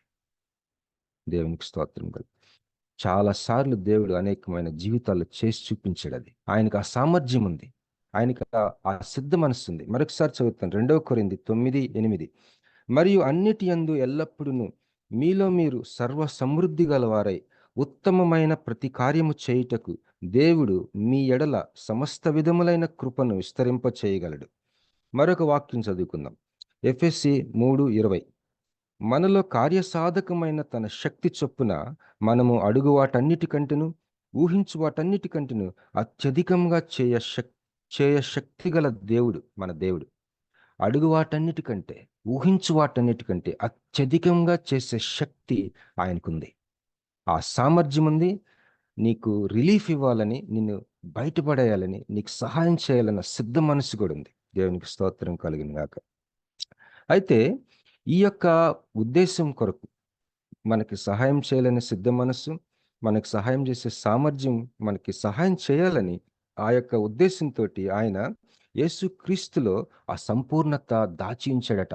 మనము ఎంత కావాలో అంత మనం తోడుకొని మనం పొందుకోవడానికి. ఆ వాక్యం చూద్దాం. కొలస్సీలకు రాసిన పత్రిక 1:19. కొలస్సీ 1:19. ఆయన యందు సర్వ సంపూర్ణత నివసింపవలెనని తండ్రి అభీష్టమాయను అంట. తండ్రికి ఒక గొప్ప అభీష్టం, ఒక మంచి ఆశ ఏంటంటే యేసుక్రీస్తు యందు సర్వ సంపూర్ణత. స్టూడెంట్స్ ఎగ్జామ్స్ రాస్తున్నారు కదా, ఫిజిక్స్, తర్వాత కెమిస్ట్రీ, బయాలజీ, అకౌంట్స్, కామర్స్, తర్వాత ఇంకోటి ఏంటి ఎకనామిక్స్, తర్వాత మ్యాథమెటిక్స్, తర్వాత ఎలక్ట్రానిక్స్, మరి what ever the subjects, academics, subjects is God of subjects. Subjects are created by God. May not be the professors and lecturers. మరి ఉపాధ్యాయులు, లెక్చరర్స్ని దేవుడు ఆయన వాళ్ళ విషయం మనకి తెలియదు కానీ జస్ట్ సరదాగా. సబ్జెక్ట్స్ మాత్రం దేవుడు సృష్టించినవి అవి. సంపూర్ణత అంటే సమస్తం, సంపూర్ణం. అసలు దేవుడు ఈ భూలోకంలో ఇది నాది కాదు అని ఒక ఇంచు కూడా ఉండదంట. మన కాలేజీలు, బ్యాంకులు, వ్యవస్థలు, గవర్నమెంట్ మొత్తం యేసుక్రీస్తు ప్రభువులో సంపూర్ణత ఆయన యందు ఉన్నాయి, ఆయనవి. ఇక్కడ అంటున్నాడు కదా, తండ్రి అయిన దేవుడికి ఒక అభీష్టం ఉందంట, యేసుక్రీస్తు యందు సర్వ సంపూర్ణత నివసింపవలెనని. ఆ యొక్క సర్వసంపూర్ణత ఆయనలో ఉంది కాబట్టి మనం దానిలో నుంచి పొందుకోవాలి. ఎట్లా చూడండి, యోహాను సువార్త 1:16 ఆయన పరిపూర్ణతలో నుండి మనమందరము కృప వెంబడి కృప పొందితిమి. కృప వెంబడి కృప, ఆయన పరిపూర్ణతలో నుండి మనం కృప వెంబడి కృప. దేవునికి స్తోత్రం కలుగును గాక. మరి ఒకవేళ నీ జీవితంలో దేవుని యొక్క కృపని నువ్వు సంపాదించుకోలేకపోతుంటే, అంటే సమయోచితమైన సహాయం నీకు రాకపోతుంటే, లేకపోతే నీ పరిస్థితుల్లో మార్పులు రాకపోతుంటే, నీలో ఏదన్నా నీ యొక్క రిలీఫ్లో ఏదైనా లోటుంటే, సహాయం విషయంలో దేవుడికి నువ్వు అడుగుతున్న దాంట్లో లోటుంటే, ఆ లోటు దేవునిలో కాదు మనలో ఉందట. చూడండి, 2 కొరింథీ 6:12 ఈ విధంగా ఉంది, మీ ఎడల మా అంతఃకరణము సంకుచితమై ఉండలేదు కానీ మీ అంతఃకరణమే సంకుచితమై ఉన్నది. ఇప్పుడు చూడండి, ఆ విధవరాలు మరికొన్ని పాత్రలు తెచ్చుకుంటే అవి కూడా నిండయే. పాత్రలు లేవు కాబట్టి నిండులా. ఇది జస్ట్ మనకి సహాయపడుతుందని ఒక అంశం నేను చెప్తాను. 2వ రాజుల గ్రంథంలో ఈ మాట ఉంటుంది. 2వ రాజులు 13వ అధ్యాయంలో ఒక రాజు ఉంటాడు, ఇశ్రాయేల్ రాజు. ఇదే ఎలీషా దగ్గరికి వస్తాడు. ఎలీషా మరి చాలా రోగి అయి ఉంటాడు, ప్రవక్తకి రోగం వచ్చేసింది. మనం అందరికీ రోగాలు వస్తాయండి. మనం ఎల్లకాలం ఇక్కడ ఉండం. మనం ఎల్లకాలం ఇక్కడ ఉంటే పిచ్చ బోరు కొడుతుంది, మీకు తెలుసో లేదో.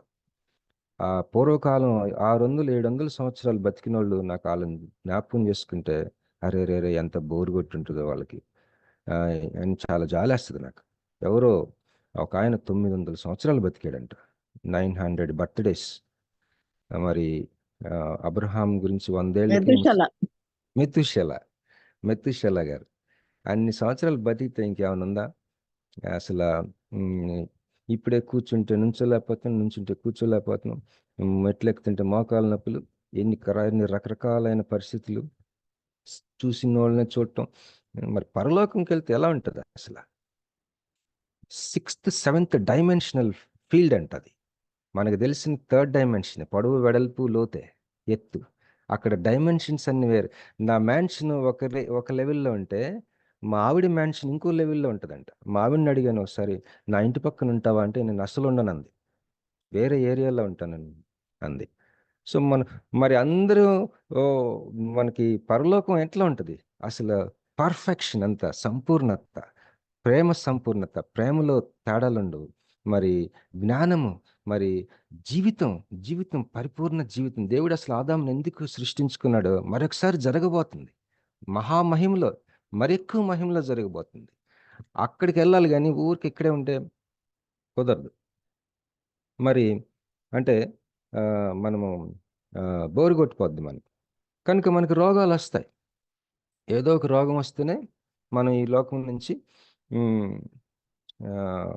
బాయ్ చెప్పి యేసయ్య దగ్గరికి వెళ్ళిపోతాం. నిజంగా దేవుడు ఒకరోజు నాకు చాలా నవ్వు వచ్చింది. దేవుడు నిన్ను ప్రేమిస్తున్నాను రా బాబీ అంటానే ఉంటాడు. ఒక 70, 80, 90 రాగానే ఏదో ఒకటి పెట్టి మరణంలోంచి కూడా తీసుకెళ్ళిపోతాడు అదే అదే స్మైల్తో. అమ్మ దేవుడా, నువ్వు ఎంత ఇది నన్ను మరణంలోంచి కూడా తీసుకెళ్తున్నావు కదా అనుకున్నాను నేను ఒకరోజు. నిన్ను నమ్మితే నన్ను వృద్ధాప్యం ఇచ్చేసి మరణంలోంచి కూడా తీసుకెళ్తున్నావే, అది కూడా చిరునవ్వుతో. ఆహా అనుకున్నాను నేను. నిజమే కదా, ఇదంతా జరిగిపోతుంది, మరణం తథ్యం. మరి మన మన విశ్వాస వొకాబ్యులరీ, మన విశ్వాస పదజాలం ఏంటంటే ప్రభువునందు నిద్రించుట. అదొక స్లీప్ అట. ఎంత చక్కటి మాట, ప్రభువునందు స్లీప్. అది దేవునికి స్తోత్రం కలుగును గాక.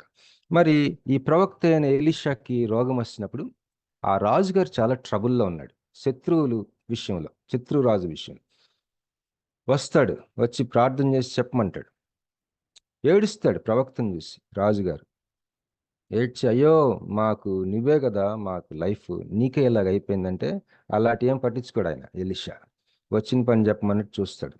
వాడు పలానా సిరియా దేశపు రాజు మా మీదకి వచ్చి ఆక్యుపై చేసుకుంటాడేమో, నాకు ట్రబుల్గా ఉందా, నాకు చాలా కలత ఉంది అని అంటే, నీ బాణం తెచ్చుకోమంటాడు. జాగ్రత్తగా విందాం, బాణము విల్లు, యారో అండ్ బౌ 2 తెచ్చుకోమంటాడు. తూర్పు సైడ్ కిటికీ తెరవమంటాడు.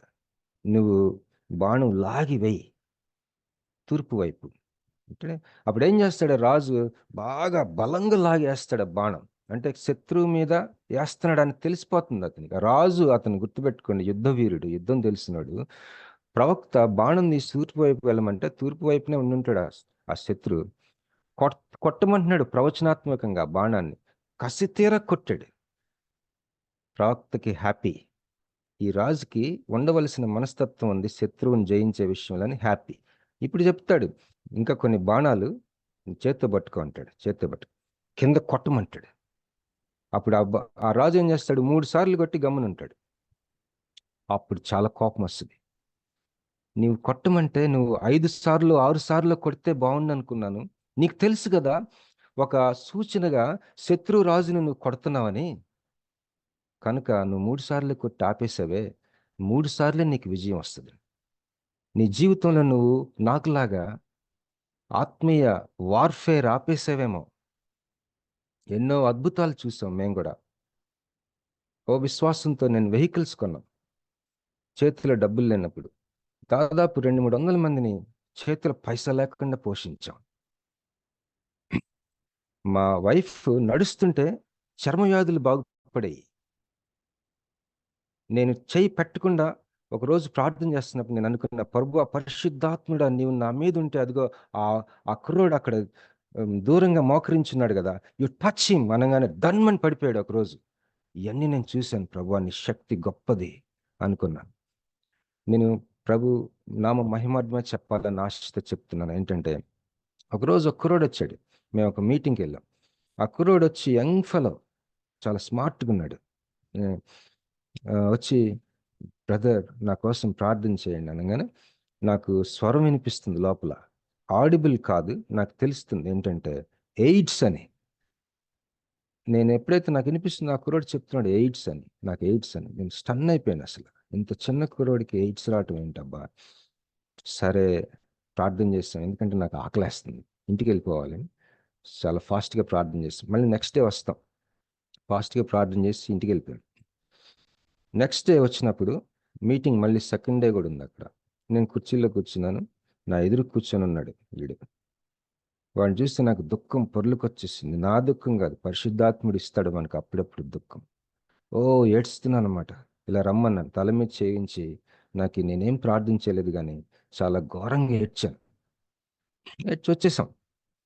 ఆ పాస్ట్ గారు 2వ రోజు ఇప్పుడు పరిగెత్తుకొని వచ్చాడు, సార్ మీరు పలానా వాళ్ళకి ప్రార్థన చేశారు కదా, ఆ ప్రార్థన చేసిన అబ్బాయి కంప్లీట్గా స్వస్థపడ్డాడు సార్.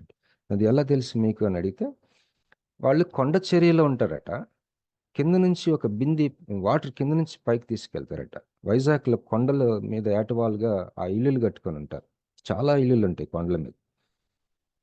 వాటర్ కింద నుంచి పైకి తీసుకెళ్ళేవాడు. రోజు ఒక బింది కూడా మోయలేకపోయాడట. ఆ నెక్స్ట్ డే ప్రార్థన చేసిన నెక్స్ట్ డే 8-9 బిందెలు తీసుకెళ్తుంటే తనకేమి టైర్డ్‌నెస్ తెలియట్లేదంట. అప్పుడు చెక్ చేయించుకున్నాడంట ఎళ్లి. అప్పుడు వాళ్ళు చెప్పారట, "నీకు ఎయిడ్స్ ఉందని ఎవర్రా బాబు చెప్పారు? నీకసలు మామూలుగా ఉన్నావు" అని చెప్పారు. వచ్చి చెప్తున్నప్పుడు నేను చాలా సంతోషించాను. ఇది నేను చాలా కాలం మర్చిపోయాను. ఎందుకంటే మర్చిపోవడమే మంచిది, మనకి గర్వం రాకుండా. కానీ సందర్భం వచ్చింది కాబట్టి చెప్తున్నా. కానీ చాలా రాను రాను కొంత ఆపేశాను నేను. ఆ రాజుగారు 3 సార్లు కొట్టినట్టు నేను కూడా చాలా ఆపేశాను. మనం కూడా ఆపకుండా మరొకసారి దేవుడి ఉదయకాలం మనల్ని హెచ్చరిస్తున్నాడు. మరి కొన్ని వాక్యాలు చూసి మనం ఈరోజు స్టాప్ చేసుకుందాం. ఇది నేను కంటిన్యూ చేస్తాను తర్వాత. ఇక్కడ యెషయా 55వ అధ్యాయం 1వ వచనంలో ఉంటుంది. దప్పిగొనిన వారులారా నీళ్ల యొద్దకు రండి, రూకలు లేని వారులారా మీరు వచ్చి కొని భోజనం చేయుడి. రండి, రూకలు లేకపోయినను ఏమియు నీయకయే ద్రాక్షారసమును పాలను కొనుడి. యోహాను 4:14. నేనిచ్చు నీళ్లు త్రాగువాడెప్పుడును దప్పిగొనడు. నేను వానికిచ్చు నీళ్లు నిత్య జీవమునకై వానిలో ఊరెడి నీటి బుగ్గగా ఉండునని ఆమెతో చెప్పాను. యోహాను 7:37-39 వచనాలు చదువుతాం. ఆ పండుగలో మహాదినమైన అంత్యదినమున యేసు నిలిచి, ఎవడైనను దప్పిగొనిన ఎడల నా యొద్దకు వచ్చి దప్పి తీర్చుకొనవలెను. నా యందు విశ్వాసం ఉంచువాడెవడో లేఖనము చెప్పినట్టు వాని కడుపులో నుండి జీవజల నదులు పారునని బిగ్గరగా చెప్పాను. తన యందు విశ్వాసం ఉంచువారు పొందబోవు ఆత్మను గూర్చి ఆయన ఈ మాట చెప్పాను. యేసు ఇంకను మహిమపరచబడలేదు గనుక ఆత్మ ఇంకను అనుగ్రహింపబడి ఉండలేదు. కీర్తనలు 81:10. ఐగుప్తీయుల దేశంలో నుండి నిన్ను రప్పించిన నీ దేవుడనగు యెహోవాను నేనే. నీ నోరు బాగుగా తెరువుము, నేను దానిని నింపెదను. యోహాను 15:7. నా యందు మీరును మీ యందు నా మాటలను నిలిచి ఉండిన యెడల మీకేది ఇష్టమో అడుగుడి, అది మీకు అనుగ్రహింపబడును. ఇంకొకసారి ఒక దేవుని సేవకుడు అన్నాడు, మన మిగిలి ఉన్న శేష జీవితము మన ఇంట్లో ఉన్న ఒక నూనె పాత్ర అంట. ఆ విధవరాలి ఇంట్లో నూనె కుండ ఉందంది కదా. మన మిగిలి ఉన్న శేష జీవితం మనకున్న నూనె కుండట. బాగుంది కదా ఐడియా. నిన్న ఒక బ్రదర్ని కలుసుకుంటానికి వెళ్తే, I don't have time to waste అని ఒకటి పెట్టుకున్నాడు తన టేబుల్ మీద. I don't have time to waste, వృధాపరచడానికి నా దగ్గర సమయం లేదు అని. అంటే వచ్చిన వాళ్ళు విసిగించకుండా తొందరగా వెళ్ళిపోతారని అది పెట్టుకున్నాడు, పని చూసుకుని వెళ్ళిపోతారని. ఆయన చాలా బిజీ పర్సన్. అయితే మనకి దగ్గర మంచి సమయం చాలా ఉంది. ప్రసంగిలో ఉంటుంది, నీ చేతనైనంత చేయమంటాడు. విత్ ఆల్ యువర్ మైట్, నీ శక్తి మేర నీ చేతనైనంత చేయమంటాడు. దేవునికి స్తోత్రం కలుగును గాక. మరి ఇంతటితో ఆపేస్తాను. 25 అయింది. జార్జ్ ముల్లర్ గురించి ఒక మాట చెప్తాను. జార్జ్ ముల్లర్ అని మీలో వినే ఉంటారు. జార్జ్ ముల్లరు అతను గొప్ప దేవుని సేవకుడు.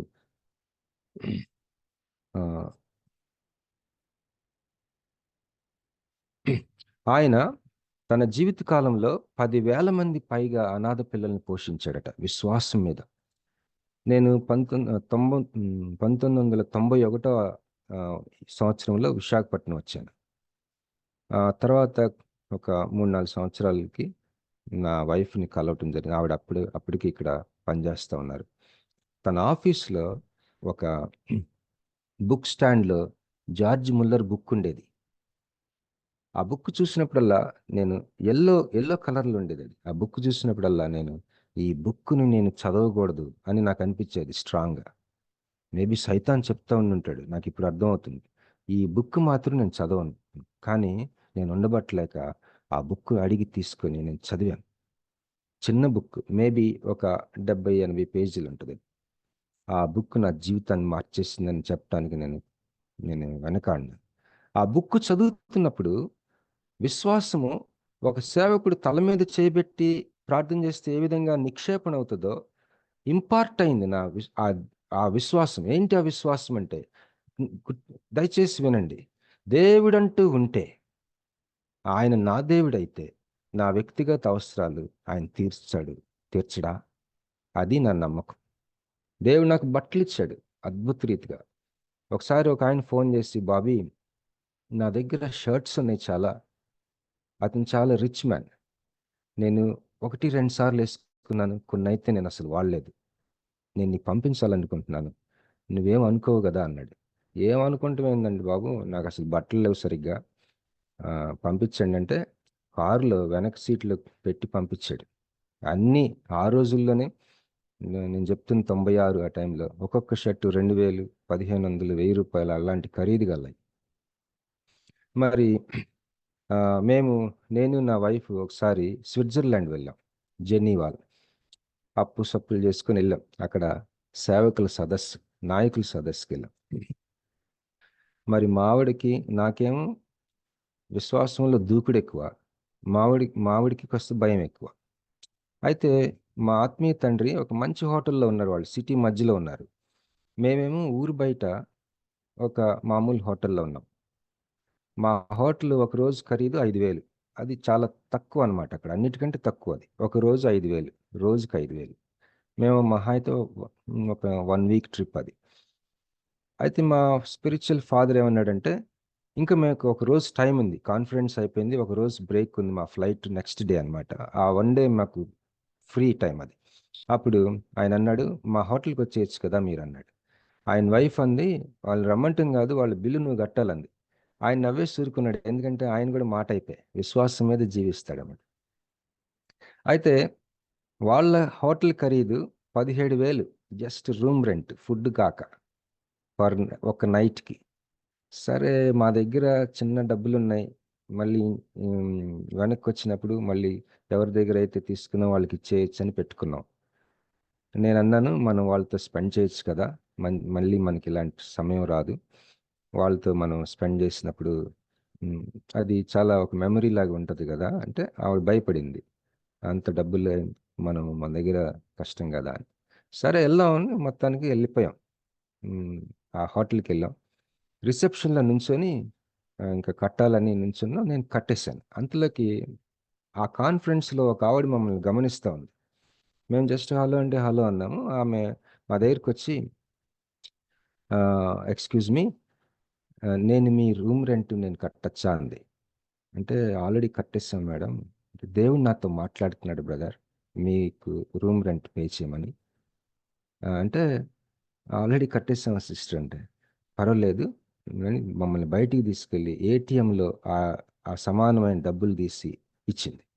మళ్ళీ అంటది ఆమె, ఈ రాత్రికి ఏంటి మీ ప్రోగ్రామ్ అంటే, మేము చెప్పాం మా ఫ్రెండ్స్ ఉన్నారు ఇక్కడ, మేము మా స్కెడ్యూల్ ఓపెనే, వాళ్ళతో ఏమన్నా ఉంటే ఉంటుంది, లేకపోతే ఓపెన్ అంటే, ఈ రాత్రి నేను మీకు డిన్నర్ ఇవ్వచ్చా అని అడిగింది. ఓ ఎస్, వై నాట్ అనుకుని మేము ఆమె స్టోరీ కూడా విందామని చెప్పి, ఆమె మంచి నాయకురాలు ఆమె, ఆమెతో డిన్నర్కి అదే హోటల్లో ఆమె డిన్నర్ ఇచ్చింది మాకు. ఏమి ఇచ్చిందో తెలుసా అండి, కోడి మాంసం కొబ్బరన్నం అండి, స్విట్జర్లాండ్ దేశంలో. అదంత బాగోలేదులే కానీ, కోడి మాంసం కొబ్బరన్నం ఆవిడ ఆర్డర్ చేసింది, మేము ఇండియన్స్ అని, సౌత్ ఇండియన్స్ అని. నేను మనసులో అనుకున్నా, ప్రభువా ఈమెతో ఇంకా మాట్లాడిన ఆయన. అయితే మా వైఫ్ అని ఆవిడ చాలాసేపు స్పెండ్ చేశారు, ఆమె జీవితం గురించి మేము విని చాలా సంతోషించాం. చెప్తున్నా, దేవుడు మనల్ని ఏ విధమైన మిరకిల్స్ చేయగలడు, అద్భుతాలు చేసే దేవుడు. ఈ జార్జ్ ముల్లర్ ఒకటే ఒక నిర్ణయం తీసుకున్నాడు, దేవుని మాత్రమే అడుగుతాను, ఎవరిని కూడా నేను నేరుగా సహాయం అడగను, వ్యక్తిగత అవసరాలు కానీ పరిచర్య అవసరాలు కానీ దేవుణ్ణి అడుగుతా. ఎవరైనా నన్ను అడిగితే అప్పుడు వారికి చెప్తాను, డైరెక్ట్గా నేను ఎవరిని అడగను, దేవుణ్ణి అడుగుతాను. ఆ తీర్మానం ఆయన 30-40 ఏళ్ల జీవితంలో ఆయన్ని సిగ్గుపరచలేదు. ఎంత గొప్ప వ్యక్తో, నేను ఇంకా విషయాలు చెప్తాను ఆయన జీవితం గురించి. ఆ బుక్ చదివినప్పుడు నేను విశ్వాసం నాకు అంటుకుంది. ఎన్నో అద్భుతాలు మా జీవితంలో కూడా చూసాము. ఈ రోజుకి ఒకసారి 5,000, 10,000 కూడా ఉండవు హోమ్ నడపటానికి, కానీ అది నడుస్తుంది అంతే. దేవుడే పోషిస్తున్నాడు, దేవునికి సమస్త మహిమ కలుగును గాక. నేను ఇవన్నీ ఎందుకు చెప్తున్నానంటే, మన మన గ్రూప్లో మనం ఎన్నో సమస్యలతో మగ్గిపోతున్నాం. నిరుద్యోగ సమస్య, ఆర్థిక సమస్య, అప్పుల బాధ, అనేక రకాలైన సమస్యలు. ఈ వాక్యం చేత మనం బలం పొందాలని ఆ యొక్క విధవరాలు ఏం చేసింది, మొరపెట్టుకుంటానికి ఒక డెసిషన్ తీసుకుంది. తన ఇంట్లో ఏముందో తను మైండ్లో విశ్లేషించుకొని, ఆ సేవకుడు అడిగినప్పుడు టక్మని ఆన్సర్ చెప్పింది, నా ఇంట్లో ఏమి లేదని చెప్పలే. మన ఇంట్లో ఏదో ఉంటుంది, నీ జీవితంలో ఏదో ఉంటుంది, నీ అంతరంగంలో ఏదో ఉంటుంది. అదే రహస్యం, అదే తాళపు చెవి. దేవునికి స్తోత్రం కలిగిన గాక. సారీ అండి, 32 అయిపోయింది. ఓవర్ టు డాక్టర్ స్వరూప్ గారు please. Hallelujah, praise the Lord. మరి నీ ఇంటిలో ఏముంది? వాక్యంతో కూడిన చక్కని విశ్లేషణ మరి ఇచ్చిన బ్రదర్ బాబీ గారికి ప్రత్యేక వందనాలు. దేవుడు తన ఆత్మను తన దాసునికి ఇచ్చి ఎన్నో అద్భుతాలు చేశారు. మరి వారి వ్యక్తిగత అనుభవాలు, వారి సేవా జీవితంలో ఎదుర్కొన్న సంఘటనలు మనతో పంచుకొని మనలను కూడా విశ్వాసంతో బలపరిచినందుకు బాబీ గారికి ప్రత్యేక వందనాలు తెలియజేస్తున్నాను. దేవుని నామానికే సమస్త మహిమ కలుగును గాక. మన మధ్యలో ఉన్న పాస్టర్ మురళీ బాబు గారు ముగింపు ప్రార్థన ఆశీర్వాదం ఇవ్వాల్సిందిగా కోరుతున్నాను.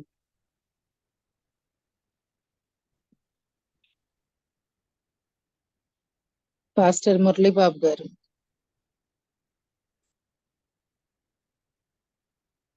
ఒకవేళ వారు సిద్ధంగా లేనట్లయితే పాస్టర్ విజయ్ కుమార్ గారు మీరు ముగింపు ప్రార్థన ఆశీర్వాదం ఇవ్వండి. ప్రార్థన చేసుకుందామండి.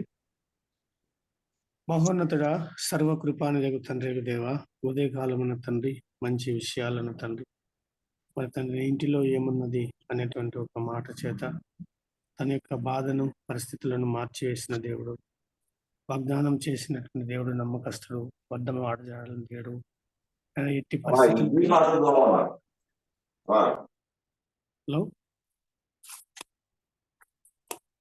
పరిశుద్ధుడా,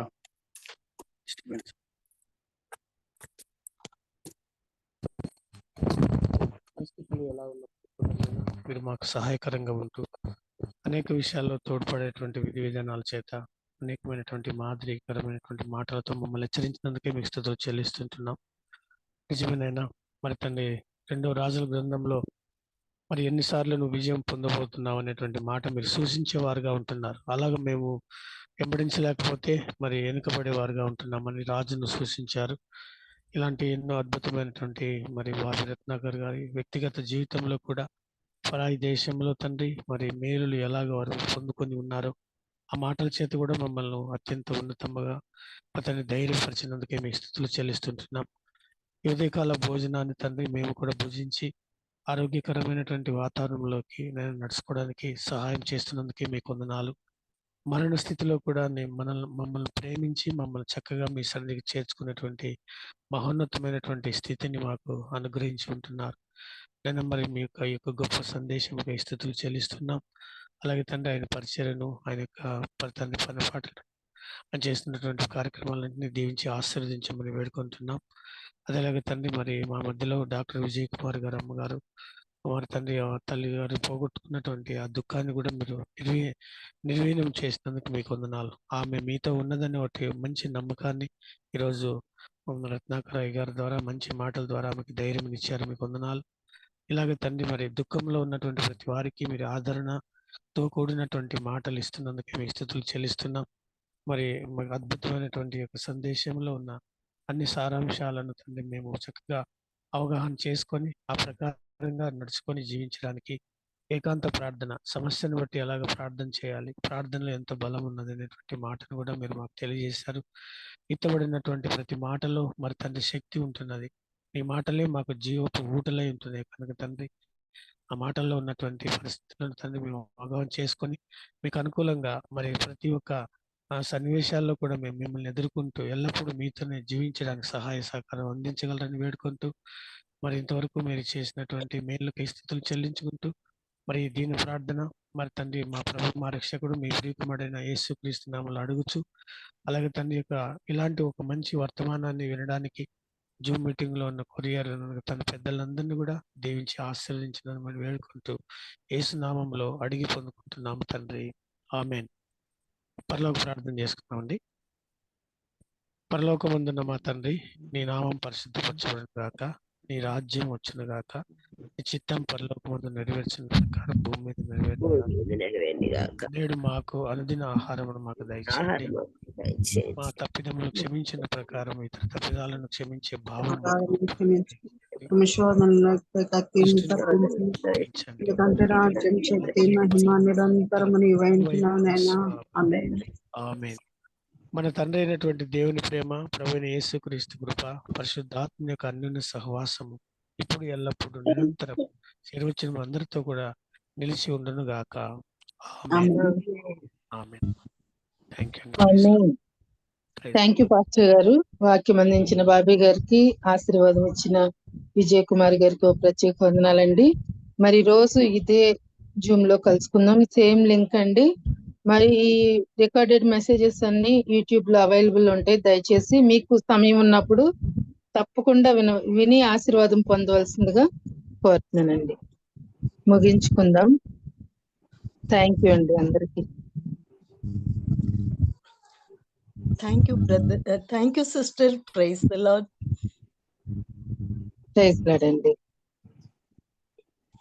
మీరేమైనా చెప్తారండి బాబీ గారు? బ్రదర్ లేదు సిస్టర్, జాన్సన్ క్లోజ్ చేయాలి. జాన్సన్.